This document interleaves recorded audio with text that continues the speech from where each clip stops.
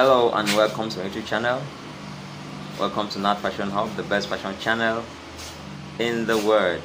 It's always a pleasure to be here, like I always said, because I believe that so much that there are so many people out there that are also happy seeing my videos, because in one way or the other it's helping them to grow in fashion. So I don't take this for granted. Thank you so much. So if you are here on my channel for the first time, this is Not Fashion Hub, the best fashion channel in the world. There can never be a fashion channel like this one. Here we teach you how to cut, how to sew, how to design. We bring teachings like this. Like this morning, I'm going to teach you on pricing. Okay, whatever business you are doing, pricing is one of the ultimate things that you ought to know.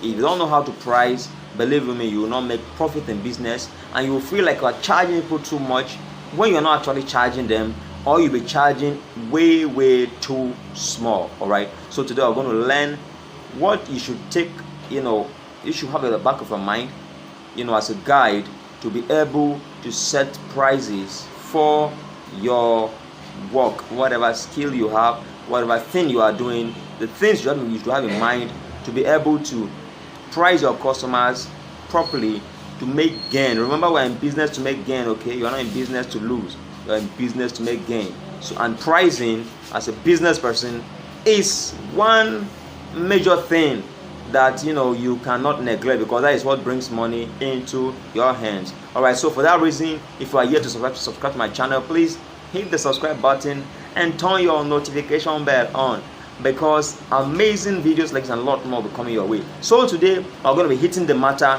pricing, and in case you have anything you want to say about this matter, please drop it in the comment section below and we'll talk about it. If it means doing another video, we'll do it. So pricing, what is pricing? Okay, first of all, talking about pricing is simply a way of communicating the price to your customer for a particular item and coming down to a conclusion, to a price, to the cost rather, that will be okay for you for that job you want to do. So pricing simply is you talking to your customer and coming to conclusion on the specific amount that you are going to do a particular job for that person. So what should you have at the back of your mind when pricing? One, so the first thing you must do before you charge your customers is that you must know the costs of delivering that very job the customer brings your way. If a customer brings a job, first of all, before you open your mouth and tell the customer this is how much you are to pay, you must first of all take your time, take a note down, list every material needed for the delivery of that job, every cost needed for the delivery of that job, and then add the sum total before you will tell the customer this is how much the person is going to pay for the service the person needs. For instance, I'm going to use fashion as an example, right? If you are in catering, you are in whatever business you are doing, this applies. Your expenses must be documented down. You must calculate it down. Now, after you finish calculating your expenses, now what is even expenses? Because so many persons, they have a misunderstanding about this of expenses. They feel expenses is just for instance, fashion, the thread you buy to sew clothes with, the buttons you buy to put on that clothes, the needle. No, those are not just it. Expenses goes down to the shop rent. How much are you paying for that shop you're occupying? How much are you paying for that suit? If you're occupying two suits, two shops, how much are you paying? This is also an expenses that must be factored into the price you are giving a customer for producing just one dress. You are going to buy fuel. The cost of that fuel is also going to be factored into the pricing of that very product or service you are delivering to that customer. You are going to make costs. The recharge card you are buying is also to be factored in to that charge you are giving that person. You are going to be paying your workers. The fee you are going to be paying your workers is still going to be factored into the price you are giving that customer. You are going to eat food. Fine, some of us are doing the jobs we are doing as full-time. Some of us are doing it part-time. But if you are in any practice full-time, if you are a tailor full-time, if you are a fashion designer full-time, you are in catering full-time, you are a carpenter full-time, you are you design graphics full-time, you are in printing press full-time, your food you are eating is coming from every work that enters into your hand. If someone comes, we're using fashion as an example. If someone comes to make a trouser, the food you are eating is coming, part of it is that trouser is paying for it. That trouser is paying your transportation fee. That trouser is paying you for your house rent. That trouser is paying for your shop rent. That trouser is paying for everything. So it means you must find a way to factor all this into the charges you are giving that person. Now it mustn't be okay, it shouldn't be that okay because you are factoring all of these things. Someone comes to make a trouser and then you say, okay, give me 20,000 to make one trouser. No, it must be 20,000 to make one trouser. But believe you me, every location, the standard of living is different, okay? There are some places that they can pay 20,000 to make a trouser. It's possible. But at your level, you don't need 20,000 to make a trouser. If someone can pay you 3,000, 4,000, 5,000 to make a trouser, depending on the standard of living in your area, in your state, in your local government, in your wherever you are, standard of living varies. I can be paying shop for 150,000 naira in my town. Meanwhile, the same space you are paying 1 million naira in where you are. Our prices cannot be the same. That's why I'm saying you factor in the cost, the standard of living where you are into the pricing of whatever product someone brings to you, whatever service rather you are supposed to render to any customer.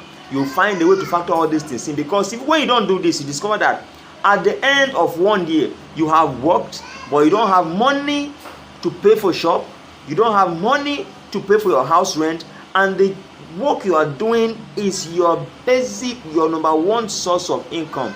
Now tell me, where else are you going to borrow money and come and put in the business when the business is not taking care of your needs?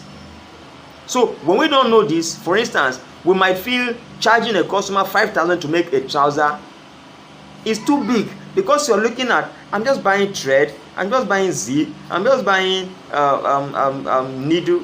All of this will cost like just 500 naira. So why will I go and charge a customer 5,000? Sir, ma'am, sorry, you are forgetting that you need to drink water, you need to get transportation fare to work to and fro, you need to pay house rent, you need to pay shop rent, you need to run maintenance on your machines, on the generator you are using.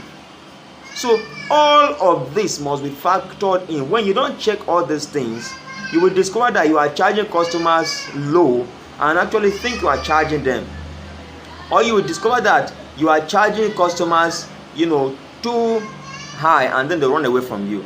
Okay, so you must find a way to, I'm saying this because I've seen experiences where people just check the basic expenses on the service that rendered to somebody, and they forget about these other major things. When you do that, you will discover that money is coming to your hands, but you are saving nothing. You are saving what? Nothing. At the end of 1 year, you will check yourself and you will discover that you are really making nothing.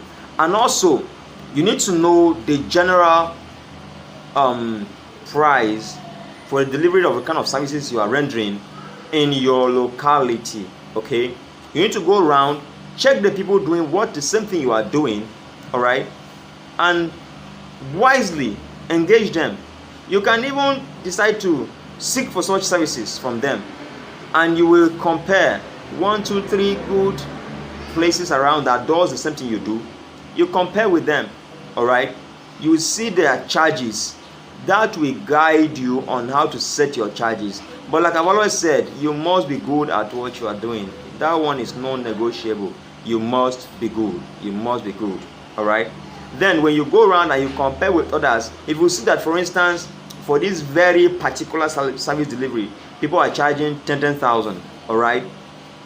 And these are the best places around you, and are charging that amount. Okay.